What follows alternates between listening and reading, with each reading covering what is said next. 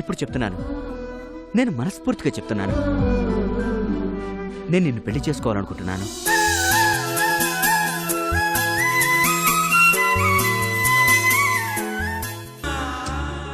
అన్నయ్య,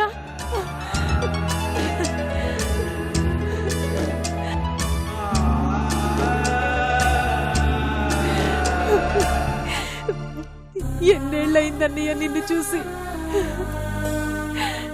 ఎలా ఉన్నామా? బాగున్నానన్నయ్య.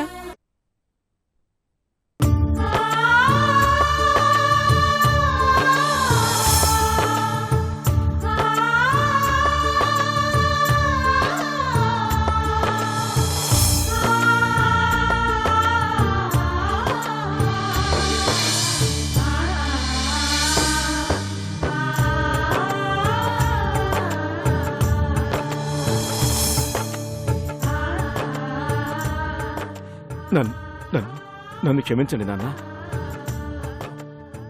ఆ మాట నేను అడగాలరా?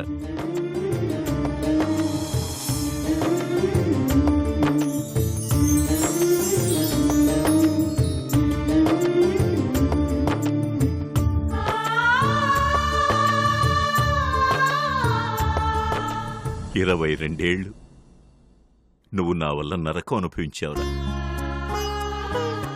నేనేం చేసినా నువ్వు కోల్పోయిన సంతోషాన్ని తిరిగి ఇవ్వలేనురా. అవే మాటలన్నా, నేను అనుభవించిన దానికంటే ఎక్కువ నరకమే మీరు అనుభవించుంటారు. నేను మాత్రం మీరు కోల్పోయిన సంతోషాన్ని ఎలా తిరిగి ఇవ్వగలనన్నా? ఇచ్చేసావు కదరా. బంగారం లాంటి నా మనవరాల్ని నా దగ్గరకు పంపించావు. ఇంతకంటే సంతోషం ఏముంటుందిరా? నా కూతురు ఇన్నేళ్లు మీ బాధని మర్చిపోయేలా చేయగలిగినట్టయితే తనే మనిద్దరినీ కలిపి నా బాధను కూడా దూరం చేసింది నాన్న. నిజానికి కృష్ణకి చెప్పకుండా నేను ఇండియాకి వచ్చేశాను. ఎందుకంటే ఎక్కడో ఒక మూల మా నాన్న నన్ను క్షమిస్తాడనే నమ్మకం ఉండేది. ఆ నమ్మకం ఇప్పుడు నిజమని రుజువైంది నాన్న. దానికి కారణం కృష్ణక్కే పెదనాన్న. తన మంచితనంతో తాతయ్య మనసు మార్చగలిగింది. లేకుంటే ఈరోజు మనందరం ఇలా కలిసేవాళ్లమే కాదు. అవునరా, పంతంతో అహంకారంతో నీ మీద నేను పెంచుకున్న ద్వేషాన్ని ఎంతో ఓర్పుతో పట్టుదలతో కృష్ణ ప్రేమగా మార్చింది.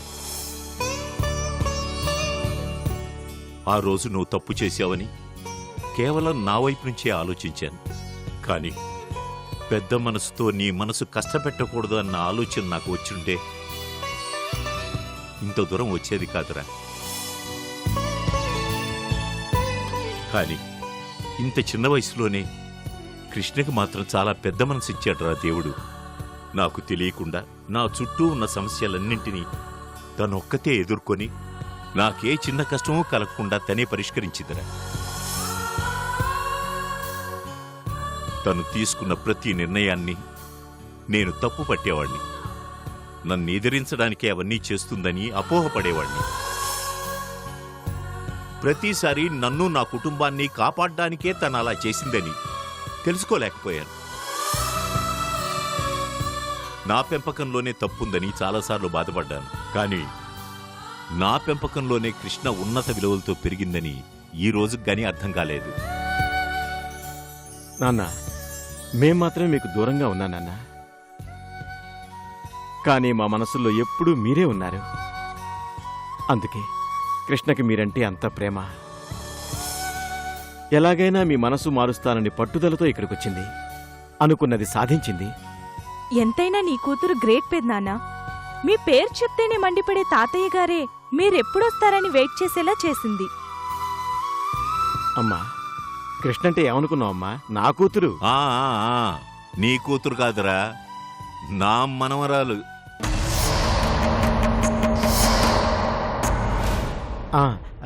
ఇంతకీ తమ్ముడు కృష్ణ ఎక్కడికి వెళ్ళారు నాన్న?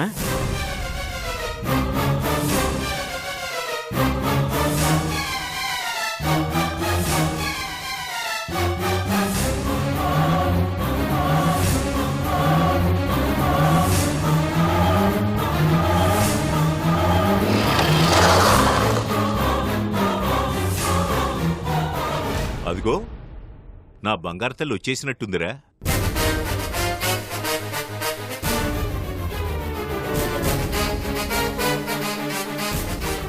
అమ్మా కృష్ణ, నాకు కొంచెం కాఫీ ఇవ్వమ్మా. అలాగే బాబాయ్. అన్నయ్య, వాట్ ఏ ప్లెజెంట్ సర్ప్రైజ్. ఎప్పుడొచ్చావు అన్నయ్య? ఇప్పుడే వచ్చానురా. నువ్వెలా ఉన్నావు? నేను బాగున్నాను అన్నయ్య, నువ్వెలా ఉన్నావు? రేయ్, నీకు నా మీద కోపం పోయిందా? నీ మీద నాకు కోపం ఏంటన్నయ్య? పర్వాలేదురా, నీ కోపంలో అర్థం ఉంది. నాన్నగారి మీద నువ్వు ఎంత కేర్ తీసుకున్నావో నాకు తెలుసు. నాలా నువ్వు నాన్నని బాధ పెట్టకూడదని నిర్ణయించుకుని ఆయనకి ఏ కష్టం రాకుండా చూసుకున్నావు. అవును, కృష్ణేదిరా? కిచెన్లోకి వెళ్ళింది, వస్తోందన్నయ్య. అమ్మా కృష్ణ.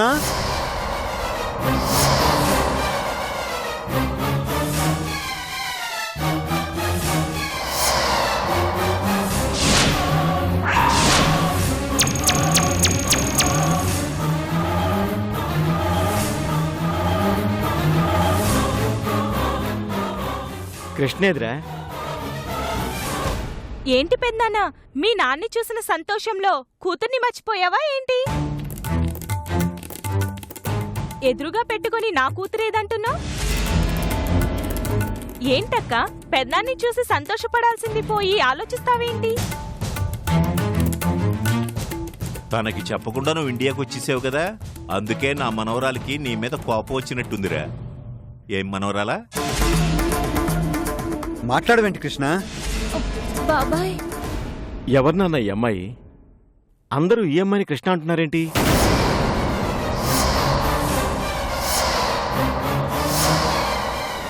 ఆపండ్రా మీ తండ్రి కూతుళ్ళ నాటకాలు.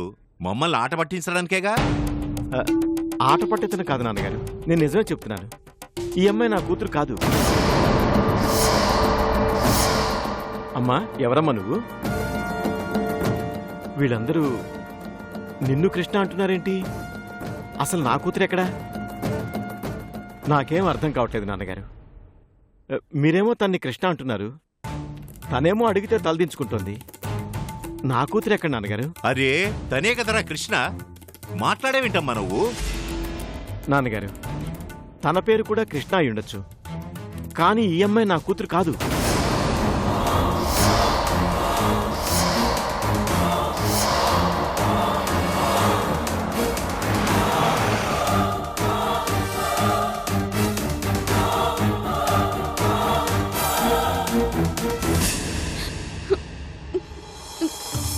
నాన్న, నాన్న,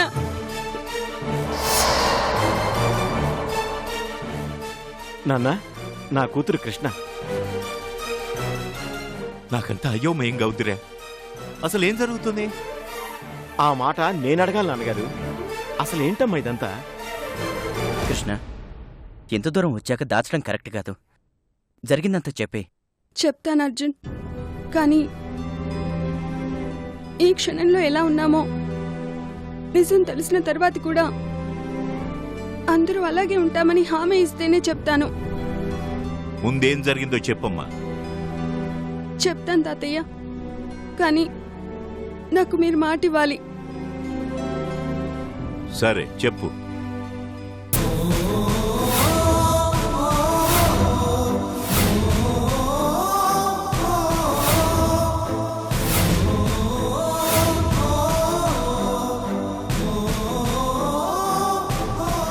ఇంత జరుగుతుంటే నాతో ఒక్క మాట కూడా చెప్పలేదంటమ్మా.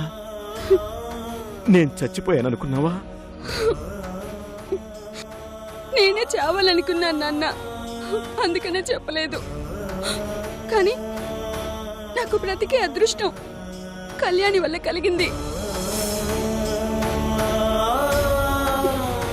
తను లేకపోతే మీ కూతురు ఈ రోజు లేదు నాన్న.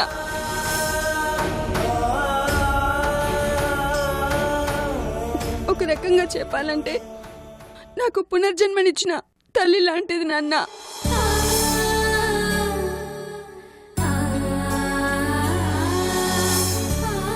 అమ్మా, అయ్యో, ఏంటండి ఇది? పెద్దవారు, మీరు అలా చేయకూడదు.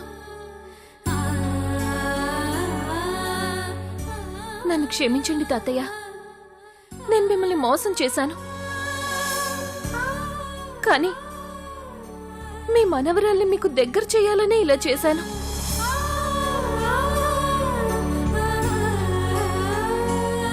అదృష్టం బావుండి కృష్ణకి క్యాన్సర్ నయమైపోయింది. దానికి కారణం అర్జునే.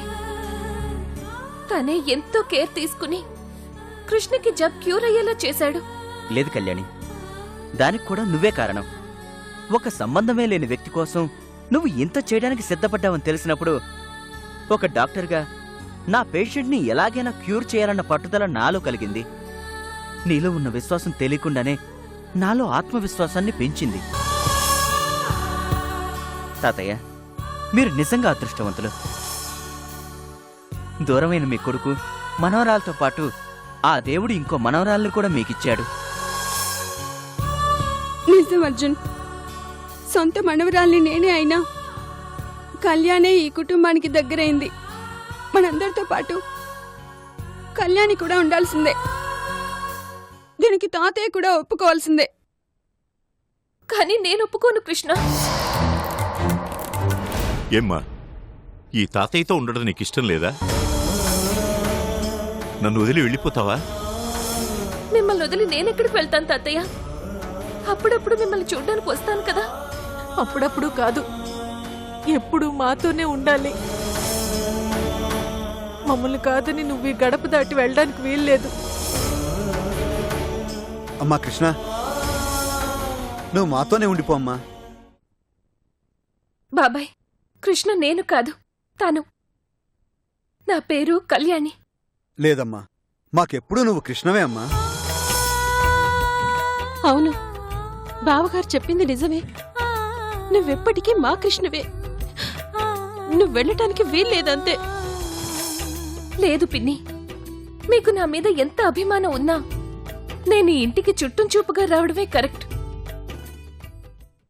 కృష్ణగా నా పాత్ర ముగిసింది. కళ్యాణిగా నేను చెయ్యాల్సింది ఇంకా చాలా ఉంది. అవన్నీ ఇక్కడే ఉండి చేయొచ్చు కదక్కా. మమ్మల్ని అందర్నీ కలిపి నువ్వు దూరం అయిపోతే మేమెలా తట్టుకోగలమక్కా? అవును కృష్ణ, మేమింతమంది కలిసి ఉన్నా నువ్వొక్కదానివి లేకపోతే మాకు లోటుగానే ఉంటుంది. నువ్వు మా ఇంటి పిల్లవి. తను నీ కూతురు ఎప్పటికీ కాదురా. తను నా అమ్మరా.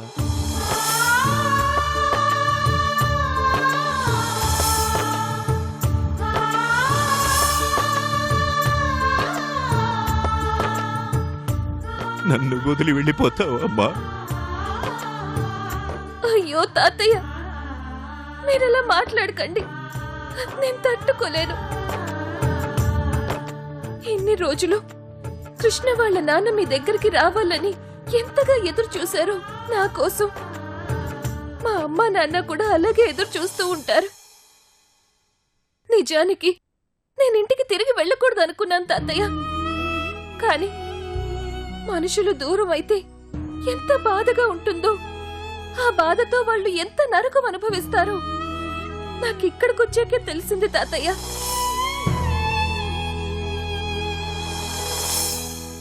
ఆ బాధ, ఆ నరకం మా నాన్న కూడా అనుభవిస్తూ ఉంటారు తాతయ్య. దయచేసి నన్ను వెళ్ళనివ్వండి తాతయ్య. ప్లీజ్ తాతయ్య, మీరు ఒప్పుకుంటే గాని నేను ఇక్కడి నుంచి వెళ్ళలేను. అలాగని ఇక్కడ ఉండను లేను. నాకు మిమ్మల్ని చూడాలనిపించినప్పుడల్లా నేను వస్తూనే ఉంటాను తాతయ్య. నాకు నచ్చినన్ని రోజులు ఇక్కడే ఉంటాను. కాదనకండి తాతయ్య, ప్లీజ్ నన్ను వెళ్ళనివ్వండి.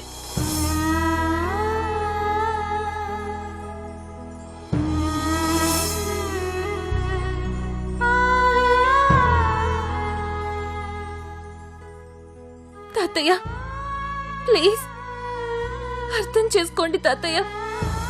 సరే, కానీ నేనే నిన్నింటి దగ్గర దిగబెడతాను. వద్దు తాతయ్య, మీరు నాతో ఉంటే నాకు వెళ్ళాలనిపించదు. నేను మళ్ళీ వస్తానని చెప్తున్నాను కదా. సరేనమ్మా, నీ ఇష్టం.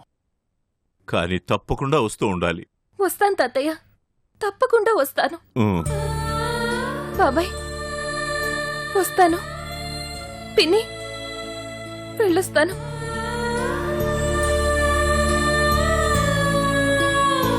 కృష్ణ వెళ్ళొస్తాను.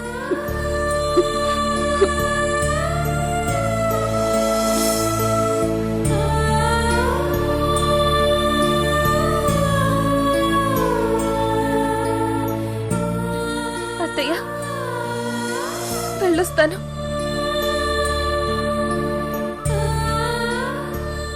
వస్తాను అర్జున్.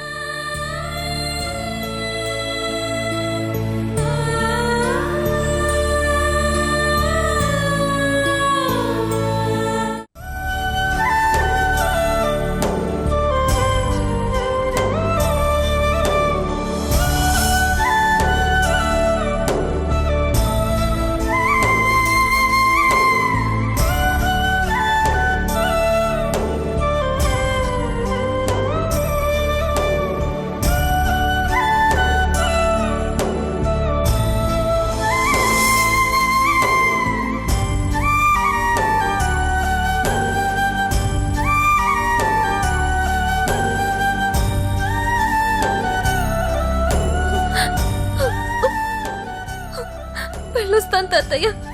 మంచిదమ్మా.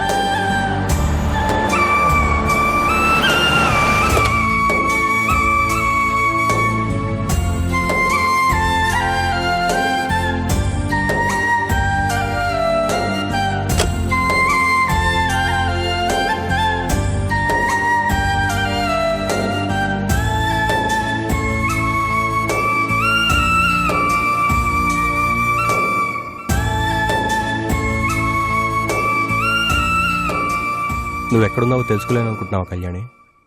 అది కాదు ఆకాష్. నువ్వు ఇంకేం మాట్లాడద్దు. ఏదో మాట వరుసగా ఫోన్ చేసి నన్ను వెతకద్దు, నేను వెళ్ళిపోతున్నానని చెప్తే సరిపోతుందా? నీకోసం ఎంత టెన్షన్ పడ్డానో తెలుసా? సారీ ఆకాష్. ఇకపై నేను డిస్టర్బ్ చేయను. నీకు ఇష్టం వచ్చినట్టు ఉండమని చెప్పాను కదా, అయినా నీ పాటికి నువ్వు వచ్చేసావు. అక్కడ మీ అమ్మ నాన్న ఎంత బాధపడుతున్నారో తెలుసా? తెలుసు ఆకాష్. నేను ఇంట్లోంచి వచ్చేసేటప్పుడు దాని గురించి ఆలోచించలేదు. కానీ ఇక్కడ తాతయ్య వాళ్లతో ఉన్న తర్వాత మనుషులు దూరం అయితే ఎంత బాధ కలుగుతుందో అర్థమైంది. నువ్వు మమ్మల్ని వదిలించుకుని వెళ్ళిపోయావు, కానీ నేను నిన్నంత ఈజీగా వదులుతానని ఎలా అనుకున్నావు?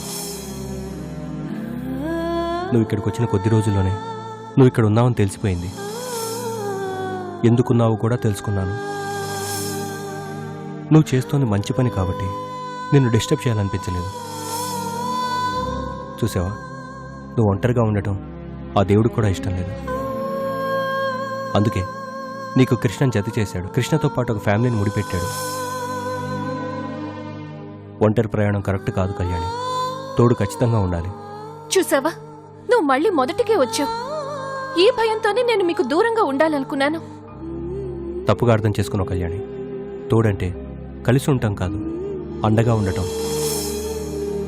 దానికి పెళ్లి చేసుకోవాల్సిన అవసరం లేదు. అండగా ఉండాల్సిన వాడు తాళి కట్టిన భర్త అయి ఉండాల్సిన అవసరం అంతకంటే లేదు. మంచి స్నేహితుడై ఉంటే చాలు. నువ్వు నన్ను స్నేహితుడిగా భావిస్తే నాతో రా. నీలాంటి స్నేహితుడు ఉండడం అదృష్టం ఆకాష్. కానీ సమాజం అలా అనుకోదుగా. సమాజానికి వేలెత్తి చూపడం మాత్రమే తెలుసు కళ్యాణి. వేలు పట్టి ముందుకు నడిపించడం రాదు. అలా నడిపించేవాణ్ణి వాళ్ళ దృష్టిలో భర్త అనుకొని ఇంకేమైనా అనుకొని, కానీ మనం మన కోసమే బ్రతకాలి. స్నేహితుడికి నిర్వచనం తెలియని సమాజం గురించి పట్టించుకోకూడదు. సంస్కారం లేని ఈ సమాజం కోసం మన సంతోషాన్ని దూరం చేసుకోవద్దు కళ్యాణి. మన మంచి కోరేవాళ్లే మనకి సమాజం అనుకుని బతకాలి. నిన్ను ఎక్కువగా ఇబ్బంది పెట్టడం కూడా నాకు ఇష్టం లేదు. నేను చెప్పింది నీకు కరెక్ట్ అనిపిస్తే నాతో రా, లేదంటే నీ దారి నీది, నా దారి నాది.